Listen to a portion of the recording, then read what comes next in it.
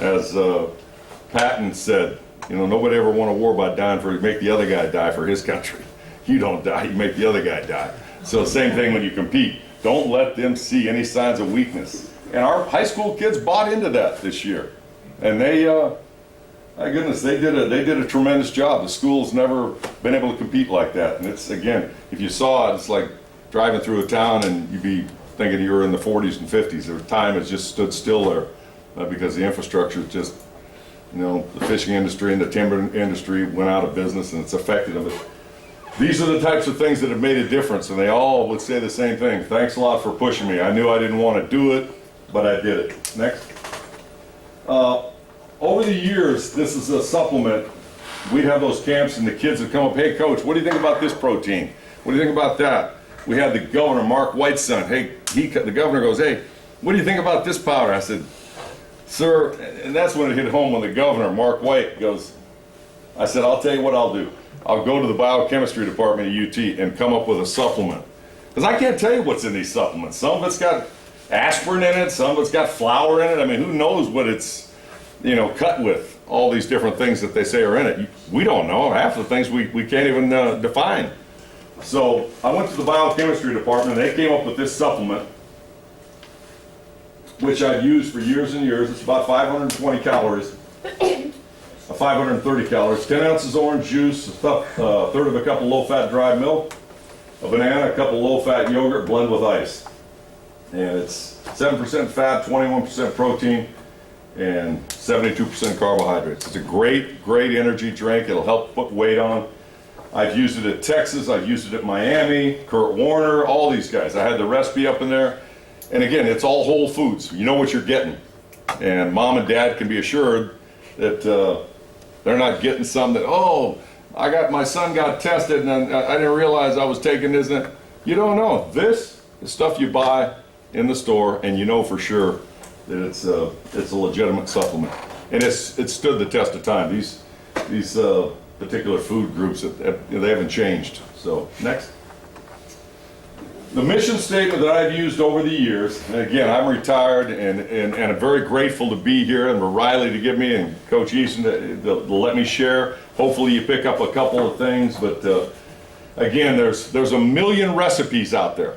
There are, for strength and conditioning. The most important thing that I'm learning just listening and talking to these guys last night, and you can't ever stop learning. You can't ever stop learning. And over the years, you know, I've realized that you take bits and pieces from different people you meet, and again, 1,000 different recipes. Some things work for some people, some things don't. I can't have my distance swimmers doing the same thing that my high jumpers doing, and I can't have my quarterback doing the same thing that Orlando Pace is doing. I mean, you have to vary things, and it's work, and it's a commitment. But over the years, my mission statement has always been to develop a comprehensive strength and conditioning plan to assist the general needs of our players in reaching their highest possible level of performance. It's not about me, it's not about my assistants, it's about my players and getting them to a point, whether it's high school, to where they can be the very best that they can possibly be with the amount of talent that they have. And again, sometimes the most talented make it to the top, sometimes don't make it to the top, and sometimes the very least talented, they make it to the top because of their work ethic. Apply a plan in a safe, technically proper, yet intense fashion. I want them to know, in fact, one year at Texas, it wasn't the best team we had, and they came into the weight room one day in the off season. I kicked the whole team out of the weight room. I said, leave. Don't come back until you're in a state of mind that you're ready to prepare. And they got mad. They called the head coach. The head coach called, what happened?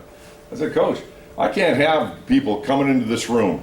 When you get ready to train for an off-season workout, it's just like going to a football practice. It's like going to a soccer practice. It's like going to a volleyball. You have to be ready mentally.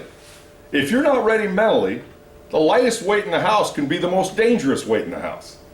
So you have to be mentally ready when you come in. And I constantly emphasize the importance of a good attitude. We talked about that. And character. There's enough characters in the world today, right? We need people with character. There's tons and tons of characters wherever you go. We need people with character, and emphasize that all the time. And proper preparation to help ensure successful levels of performance. Work to motivate a sense of pride, personal responsibility, and daily effort. When you come in, it's on you. It's not on me. I'm not lifting these weights for you. I'm not doing your sprints for you. It's on you. You want to get better? You got to be ready to go every day. Personal responsibility. Take some accountability for it. It's your team. Okay, next. I want to leave you with this. Ella Wheeler Wilcox. This is a poem. My buddy Doc Crease, over the years, I knew him when he was at, one of my former javelin buddies was Sam Colson, was the Olympian javelin thrower, 300-footer. He was at Clemson, and Doc Crease started at Clemson. And he shared this poem with me over the years, and it goes like this. There are two kinds of people on earth today. Just two kinds of people, no more, I say. Not the good and the bad, for 'tis well understood, the good are half bad and the bad are half good. Not the happy and sad, for the swift flying years bring each man his laughter and each man his tears. Not the rich and the poor, for to count a man's wealth, you must first know the state of his conscience and health. Not the humble and proud, for in life's busy span, who puts on vain airs is not counted a man. No, the two kinds of people I mean today are the people who lift and the people who lean. Wherever you go, you will find the world's masses are ever divided in just these two classes. And strangely enough, you will find too, I ween, there is only one lifter to 20 who lean. The one question I ask, are you easing the load of overtaxed lifters who toil down the road? Or are you a leaner who lets others bear your portion and worry and labor and care? So, as a teammate to all of you in this room today, I want to make sure that I lift my portion as my teammates on my track team. I want everybody, be a lifter, not a leaner. And I told my athletes, you know, we have this inner circle. Don't be a guy on the peripheral. I want you being up here, in the middle. Be accountable for everything you do every day. And I'll tell you one thing, you know, over the years, I thought, well, you know, we had some kind of bad dudes in Seattle. I thought, man, this is going to be a pretty good team. We were 8-8, it's the best we could get. I got St. Louis, the nicest guys you'll ever want to meet. Orlando Page, you know, big old jolly guy, you know.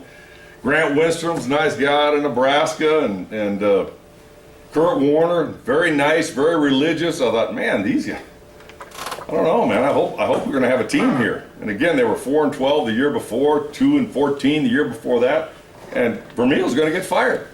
And all of a sudden, you see this team take off. I'm like, man, these guys work awful hard, and they're extremely nice. I mean, my dad would come back, and Mr. LeDuc, you know, very friendly. You know, it just showed me that you don't have to put on a front. You know, be who you are, be a nice person as an athlete. And you can still do your thing and be a nice guy. Because when these guys would get on the field, they flipped the switch. And I'd never seen that. At Texas, I'd seen that with a few of our teams. But that team in St. Louis, really the nicest bunch of guys. And it goes to show you, you don't have to act like a bad dude to be a champion. You know, if you're a champion inside here and you prepare as an athlete, you can tell your athletes, hey, you can do anything you want to do. So thank you so much for allowing me to be here. And sorry to take you into your lunch. Thank you.